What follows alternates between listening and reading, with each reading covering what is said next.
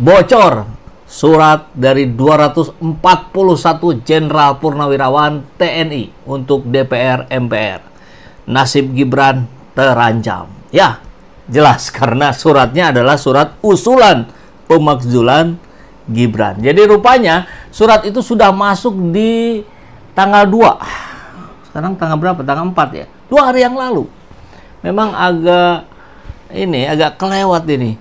Padahal wartawan biasanya gercep. Ya, kita akan coba lihat bagaimana pertemuan antara para purnawirawan TNI ke rumahnya Pak Tri Sutrisno. Kita sudah angkat itu di video kemarin 2 hari yang lalu. Dan itu memang diniatkan setelah dari situ kemudian surat akan dikirim. Dan ternyata memang sudah. Bahkan wartawan sudah mendapat bocorannya. Bukan persoalan bocornya surat saja, tapi kita akan sambung dengan beberapa kabar update lainnya. Ya, nasib Gibran terancam, bocor isi surat 241 Jenderal Purnawirawan untuk DPR MPR yang berharap mengusulkan pemakzulan Jokowi. Ada sekitar 4 alasan. Ya, nanti kita akan lihat satu persatu. Yang pasti ini sudah menjadi perbincangan publik. Ini sudah mendapat restu dari Jenderal Purnawirawan Tri Sutrisno, wakil presiden, mantan wakil presiden di era Orde Baru, dan tentu ini membuat eskalasi politik memanas. Kita simak langsung satu persatu ya. Ya, isi surat 241 Jenderal Purnawirawan bocor, nasib Wapres Gibran terancam. Ini kurang lebih suratnya yang sudah diterima, bahkan foto tanda tangan penerimaannya juga ada ya. Sudah jelas, ini sudah tersampaikan, tinggal menunggu karena prosesnya seperti kita ketahui secara konstitusi, maka ini masuk dulu ke DPR, digodok oleh DPR, dan kabar lainnya kan seiring dengan itu PDIP ini mulai semakin dekat dengan Prabowo. Artinya kemungkinan bergabung ke pemerintahan ini juga jauh semakin besar. Kalau sudah PDIP ada di pemerintahan, tentu akan berimbas pada proses-proses yang terjadi di gedung DPR. Ya, akan semakin mudah juga gitu untuk menyepakati usulan pemakzulan Gibran ini. Kalau sudah di DPR, nanti ini akan ke MK dulu, MK mensahkan atau tidak mensahkan gitu kan. Kalau mensahkan nanti balik lagi ke DPR, DPR dorong ke MPR yang anggotanya sama. Nah, disitulah baru diputuskan ya. Jakarta 26 Mei, suratnya sih per 26 Mei, udah lama ya. Sudah ya semingguan lah. Lampiran 1 lembar perihal usulan pemakzulan Wapres Gibran Raka Buming Raka kepada Ketua Majelis MPR. Ketua MPR.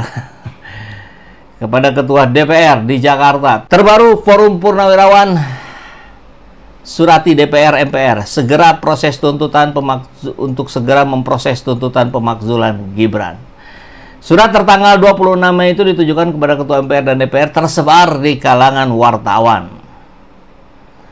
Dengan ini kami mengusulkan kepada MPR DPR untuk segera memproses pemakzulan atau impeachment terhadap Wapres berdasar ketentuan hukum yang berlaku.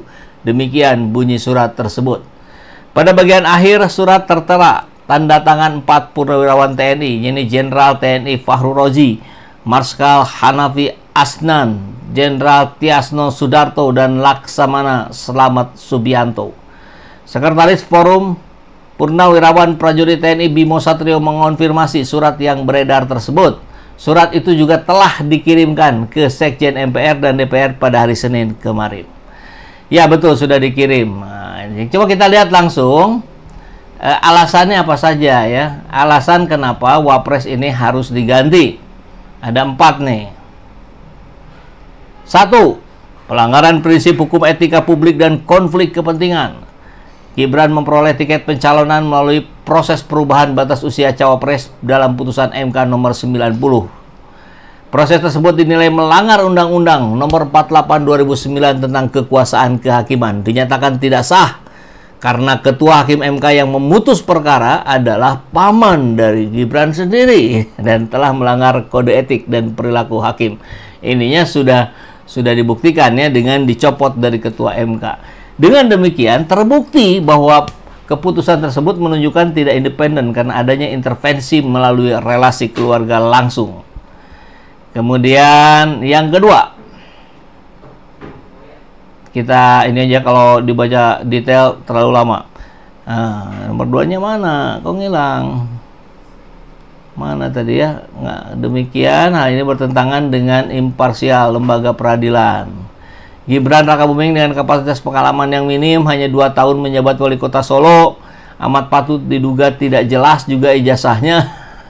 Sangat naif bagi negara ini bila memiliki wapres yang tidak patut dan tidak pantas. Begitu katanya ya. Yang ketiga, ditinjau dari moral dan etika. Kasus akun Fufu Fafa menjadi sorotan publik karena dugaan kuat keterkaitannya dengan Gibran. Ini tidak ada pemeriksaan yang komprehensif ya terhadap siapa pemilik akun Fufu Fafa itu. Padahal kalau kemarin itu dibongkar habis, ya anggaplah ketahuan Gibran pemiliknya, ya sudah. Itu kan bisa masuk kategori yang bisa dimakzulkan, barangkali begitu ya.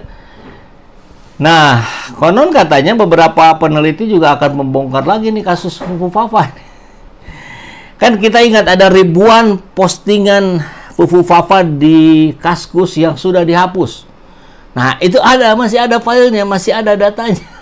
Dan kalau ini dibuka ke publik, maka isinya itu jauh lebih mengerikan dibandingkan akun Fufu Fafa yang postingannya yang sudah tersebar selama ini. Itu aja udah mengerikan.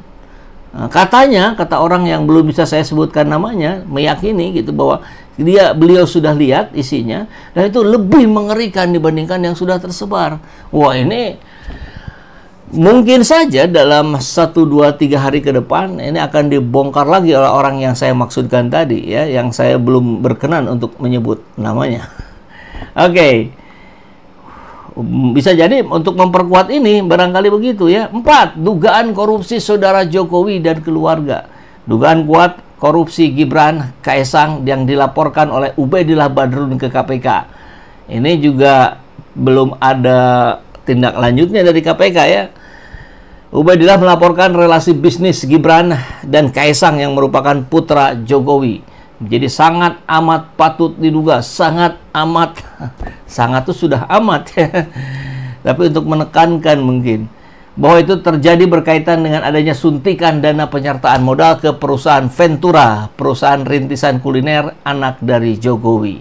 Selanjutnya kami mengusulkan agar DPR melalui aparat penegak hukum segera menindaklanjuti dugaan korupsi yang melibatkan Jokowi dan keluarganya, termasuk di dalamnya Gibran. Belum lagi soal ijazah Jokowi yang masih dipersoalkan ya. Dan di saat yang sama kita melihat koalisi Prabowo dan Megawati semakin kuat. Dahsyat luar biasa ini. Ini tentu menurut pandangan berbagai ahli yang turut ikut mengomentari. Ini dari mana ya? Dari pertemuan kemarin di di hari perayaan HUT Pancasila. Ya. Tanggal 2 Mei kemarin.